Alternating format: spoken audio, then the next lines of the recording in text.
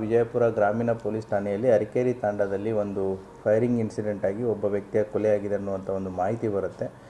So ಅದಕ್ಕೆ ಸಂಬಂಧಪಟ್ಟಂತೆ ಪೊಲೀಸರು ಹೋಗಿ ಸ್ಥಳ ಪರಿಶೀಲನೆಯನ್ನು ಮಾಡ್ತಾರೆ. ಅದಕ್ಕೆ ಸಂಬಂಧಪಟ್ಟಂತೆ ಸಚಿನ್ ರಾಥೋಡ್ ಅನ್ನುವಂಥ ವ್ಯಕ್ತಿ ಈಗೇನು ಮೃತನ ತಮ್ಮ ಇದ್ದಾನೆ, ಆತನ ಒಂದು ಕಂಪ್ಲೇಂಟನ್ನು ಕೊಟ್ಟಿದ್ದಾನೆ.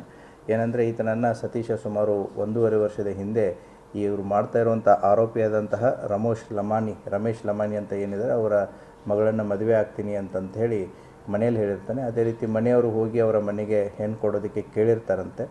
ಸೊ ಅವಾಗ ಅವರ ತಂದೆ ಈಗೇನು ಆರೋಪಿ ಅಂತ ಅವರು ಹೇಳ್ತಾ ಇದ್ದಾರೆ ರಮೇಶ್ ಲಮಾನಿ, ಈತ ಮಗಳನ್ನು ಕೊಡೋದಕ್ಕೆ ಒಪ್ಪಿರಲ್ಲ. ಆ ಹಿನ್ನೆಲೆಯಲ್ಲಿ ಮನಸ್ತಾಪ ಆಗಿರುತ್ತೆ. ಮತ್ತು ಅದೇ ವಿಚಾರದಲ್ಲಿ ಅವರ ಮಗಳು ಬಾವಿಯಲ್ಲಿ ಬಿದ್ದು ಸುಸೈಡ್ ಮಾಡ್ಕೋತಾಳೆ ಅಂತಂತೇಳಿ ಕಂಪ್ಲೇಂಟಲ್ಲಿ ಹೇಳಿದ್ದಾರೆ. ಆ ಹುಡುಗಿ ಮೊನ್ನೆಗೆ ತೀರ್ಕೊಂಡು 1 ವರ್ಷ ಆಯಿತು. ಸೊ ಆ ಹಿನ್ನೆಲೆಯಲ್ಲಿ ನಿನ್ನೆ ಇವನೇನು ಈಗ ಮೃತನಾದಂತಹ ಸತೀಶ್ ರಾಥೋಡ್ ಏನಿದ್ದಾನೆ, ಈತ ಅರಕೇರಿ ತಾಂಡದಿಂದ ತನ್ನ ವೆಹಿಕಲಲ್ಲಿ ಹೋಗ್ತಾ ಇರಬೇಕಾದ್ರೆ ಈಗ ಆರೋಪಿತನ ಮನೆಯ ಹತ್ತಿರ ಆತನ ಕಾರ್ಗೆ ಅಡ್ಡಗಟ್ಟಿ ಗುಂಡನ್ನು ಹಾರಿಸಿ ಚಾಕುವಿನಿಂದ ತಿವಿದು ಕೊಲೆ ಮಾಡಿದ್ದಾರೆ ಅಂತಂತೇಳಿ ಒಂದು ಕಂಪ್ಲೇಂಟನ್ನು ಕೊಟ್ಟಿದ್ದಾರೆ.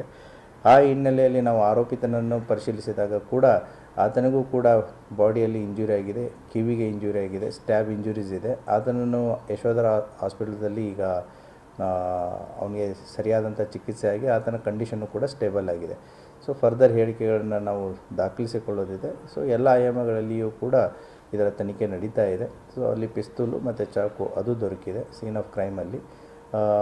ಮೃತನ ಶವವನ್ನು ಈಗಾಗಲೇ ಪೋಸ್ಟ್ ಮಾರ್ಟಮ್ ಮಾಡಲಾಗಿ ಅವರ ವಾರಸುದಾರರಿಗೆ ಕೂಡ ಹಸ್ತಾಂತರಿಸಲಾಗಿದೆ. ಸೊ ಈಗೇನು ಆರೋಪಿತರಂತ ಕೊಟ್ಟಿದ್ದಾರೆ ಅವರು ಆಸ್ಪತ್ರೆಯಲ್ಲಿದ್ದಾರೆ. ಸೊ ಅವರನ್ನು ರಿಕವರಿ ಆದ ತಕ್ಷಣವೇ ಅವರ ಹೇಳಿಕೆಯನ್ನು ದಾಖಲು ಮಾಡಿ ಫರ್ದರ್ ತನಿಖೆಯನ್ನು ಮಾಡಲಾಗುವುದು.